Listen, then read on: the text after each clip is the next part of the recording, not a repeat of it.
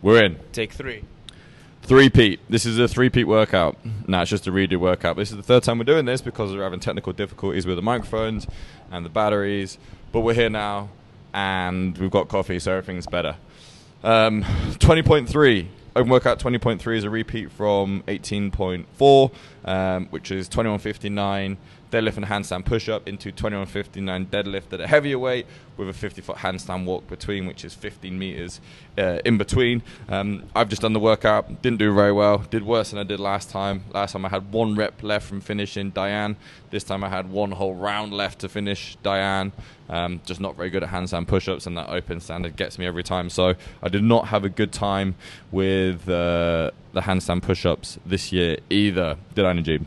No, you didn't. No, I'm okay with it, though. I'm okay with it. You guys can have this one. It's all good. You don't worry about me. Competitive Craig is not coming out on this one. No, I've got. I can let it go. So, open standard. We'll get to open standard in a minute. We'll talk about deadlifts as well. First of all, let's go through what we do to warm up for this workout. Couple things to warm up. You got to remember that's a lot of deadlifts. 45, assuming you only get through Diane. 225 pounds for the guys and 155 for the ladies, if I'm not mistaken. I think coffee's so good. Coffee's really good. And then we're gonna look at overhead mobility. Etihad Airways.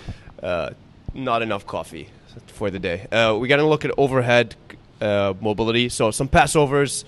Make sure that you get through some book openers. That's a book opener. So lying down on your side, making sure that you open up that chest. Then we're gonna go through 2 rounds for quality. 25 meters single arm kettlebell overhead walk, and that's down and back on the turf at base 3. And then 5 and 5 banana rolls, turning 5 on one side, arch hollow, and then 5 on the opposite. 10-meter bear crawl, making sure that your core is tight, stay as stable as possible, and remember, an inch away from the ground with your knees. Very important.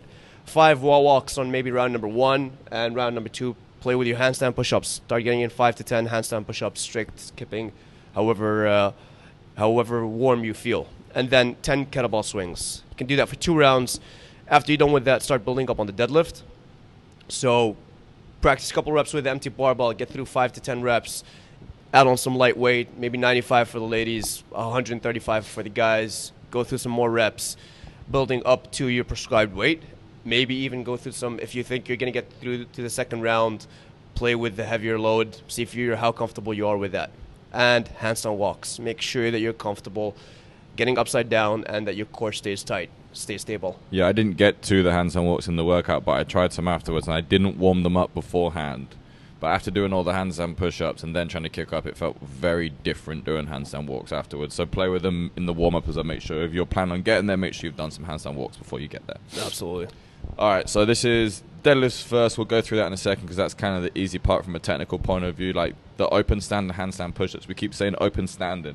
Open standard just means that they take like your head height plus the length of your arm divided in half, like multiplied by the length of your pinky ring and all this other shit to come up with a line which is about this far above your head.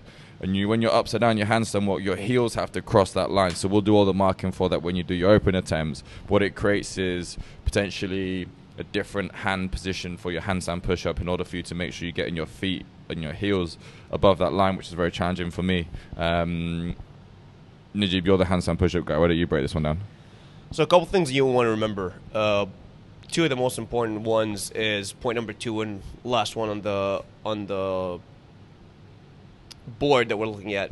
Point number 2 is they can't see down. The board. They can't see the board, but they know what we're looking at. We're looking at a board. We're looking at a board.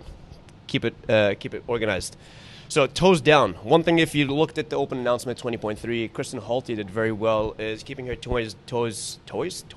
She wasn't playing with any toys. She was playing with her toes.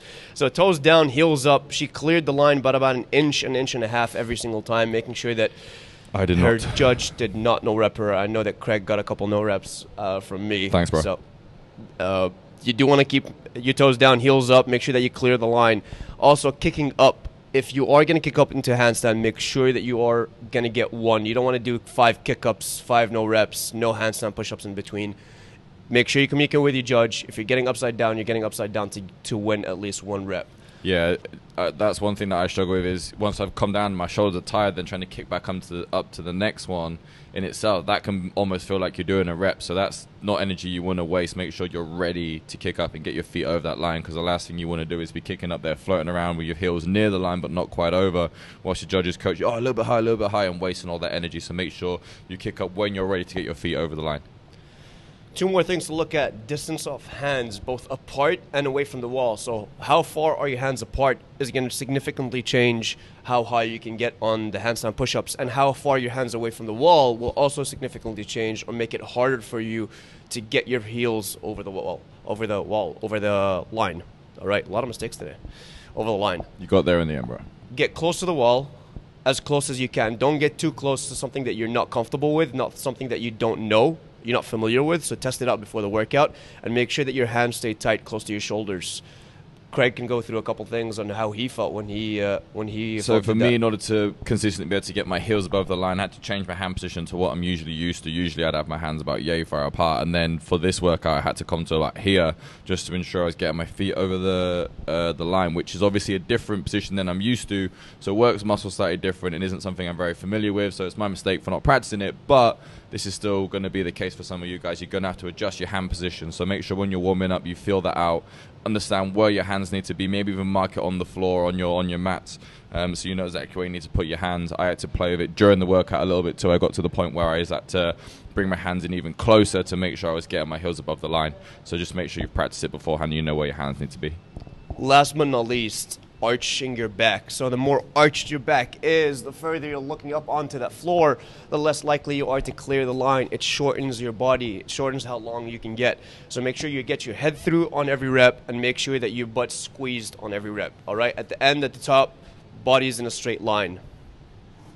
And just breaking the handstand push-ups up. Like if you're not a super confident and competent handstand push-upper, then don't be afraid to break up your handstand push-ups, and don't be afraid to kick down and do small sets, because once you reach fatigue and it becomes difficult, once you reach that point where it's hard to get your feet over the line, it's pretty much game over for you. You're going to be struggling for the rest of the workout. So make sure you're always able to get your feet above the line by keeping the sets small. I think that's good advice. Absolutely. Move on to deadlifts, or you start the workout with deadlifts.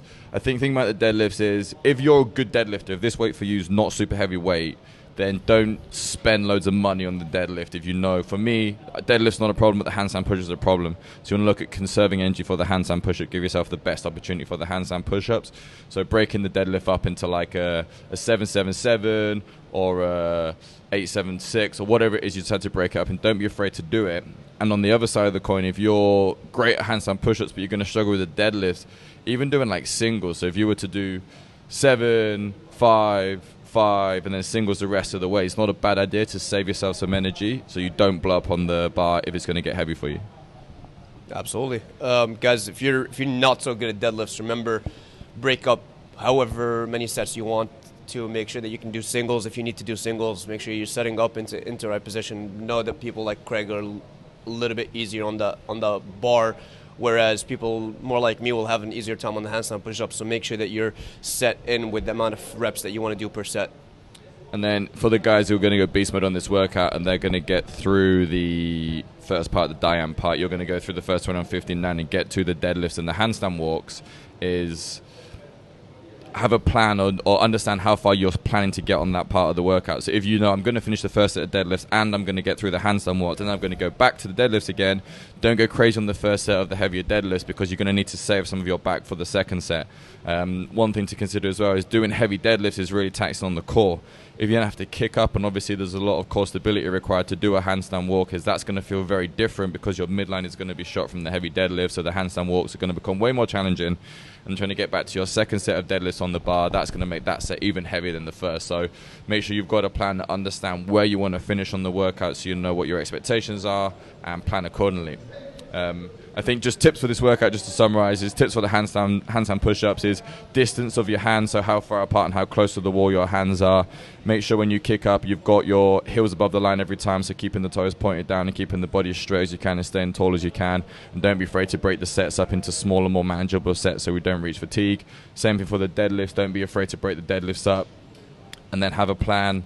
How far you want to get through the workout and plan accordingly. If you're planning on finish the workout and getting to the second section, at what point do you want to finish that, so you know how much time you have left to work through the second part, and how do you approach that second part if you know you're going to get there. Crush it. Have fun.